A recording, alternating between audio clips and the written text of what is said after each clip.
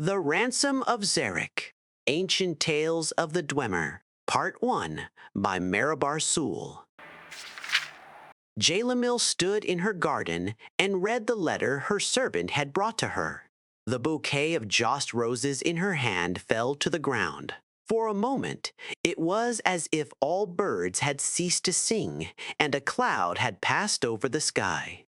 Her carefully cultivated and structured haven seemed to flood over with darkness. "We have thy son," it read. "We will be in touch with thee shortly with our ransom demands." Zarek had never made it as far as Akan after all. One of the brigands on the road, orcs probably, or accursed Dwemer, must have seen his well-appointed carriage and taken him hostage. Jalamil clutched at a post for support, wondering if her boy had been hurt. He was but a student, not the sort to fight against well-armed men. But had they beaten him? It was more than a mother's heart could bear to imagine. "Don't tell me they sent the ransom notes so quickly," called a family voice, and a familiar face appeared through the hedge. It was Zarek. Jalamil hurried to embrace her boy, tears running down her face. "What happened?" she cried. "I thought thou had been kidnapped." "I was," said Zarek. "3 huge soaring Nords attacked by carriage on the Frimvorn Pass. Brothers, as I learned, named Matthias, Ulin, and Korg. Thou should have seen these men, mother. Each one of them would have had trouble fitting through the front door, I can tell thee." "What happened?" Jalamil repeated. "Were thou rescued?" "I thought about waiting for that, but I knew they'd send off a ransom note, and I know how thou does worry. So I remembered what my mentor at Atgun always said about remaining calm, observing thy surroundings, and looking for thy opponent's weakness." Zarek grinned. "It took a while, though, because these fellows were truly monsters. And then, when I listened to them, bragging to one another, I realized that vanity was their weakness." "What did thou do?" "They had me chained at their camp in the woods not far from Kyle, on a high knoll overlooking a wide river. I heard one of them, Korg, telling the others that it would take the better part of an hour to swim across the river and back. They were nodding in agreement when I spoke up. "I could swim that river and back in 30 minutes, I said. "Impossible," said Korg. "I can swim faster than a little whelp like thee." So it was agreed that we would dive off the cliff, swim to the center island, and return. As we went to our respective rocks, Korg took it upon himself to lecture me about all the fine points of swimming, the importance of synchronized movements of the arms and legs for maximum speed, how essential it was to breathe after only 3rd or 4th stroke, not too often to slow thyself down, but not too often to lose one's air. I nodded and agreed to all his fine points. Then we dove off the cliffs. I made it to the island and back in a little over an hour, but Korg never returned. He had dashed his brains at the rocks at the base of the cliff. I had noticed the telltale undulations of underwater rocks and had taken the diving rock on the right. "But thou returned?" asked Jalamil, astounded. "Was that not then when thou escaped?" "It was too risky to escape then," said Zarek.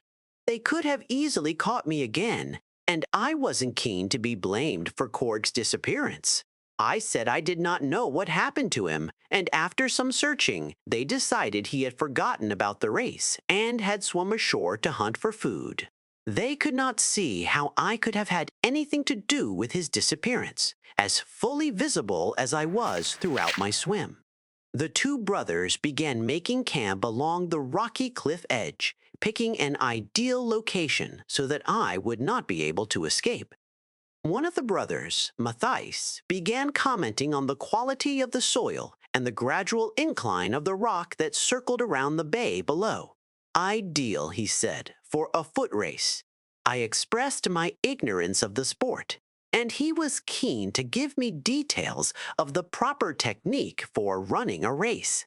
He made absurd faces, showing how one must breathe in through the nose and out through the mouth, how to bend one's knees to the proper angle on the rise, the importance of sure foot placement.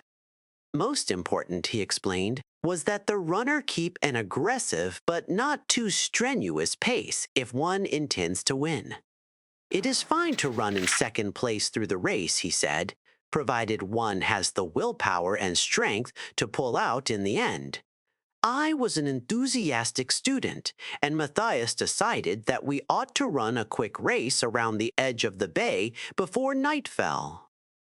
Ulan told us to bring back some firewood when we came back.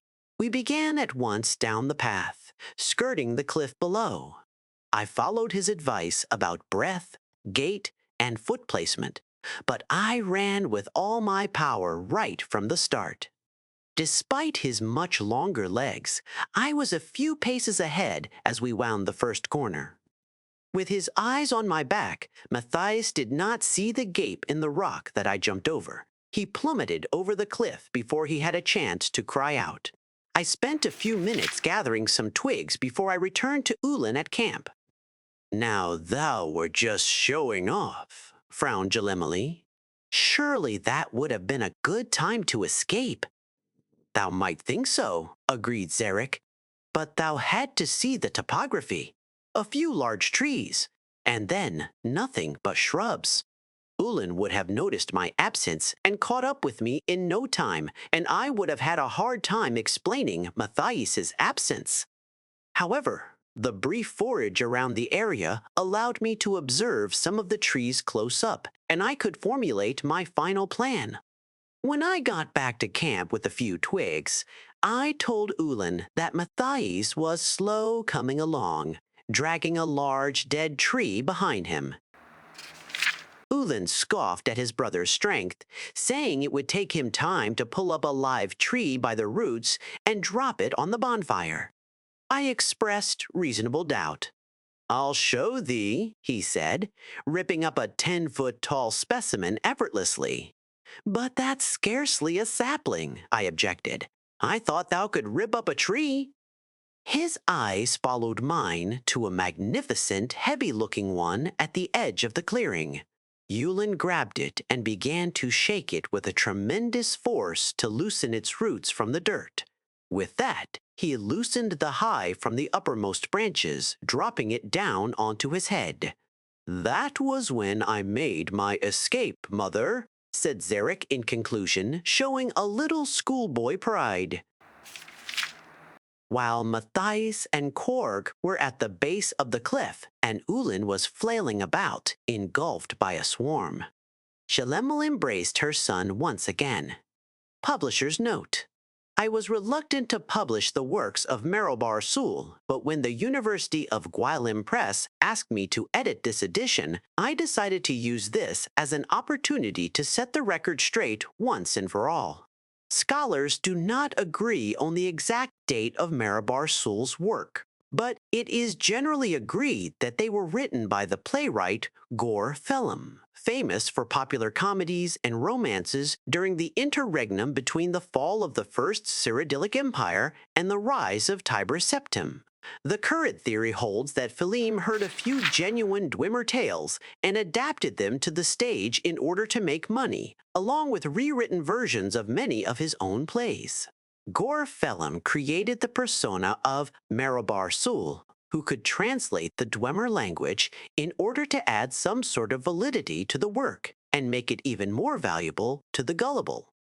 Note that while Merobar Sul and his works became the subject of heated controversy, there are no reliable records of anyone actually meeting Merobar Sul, nor was there anyone of that name employed by the Mages Guild, the School of Julianos, or any other intellectual institution.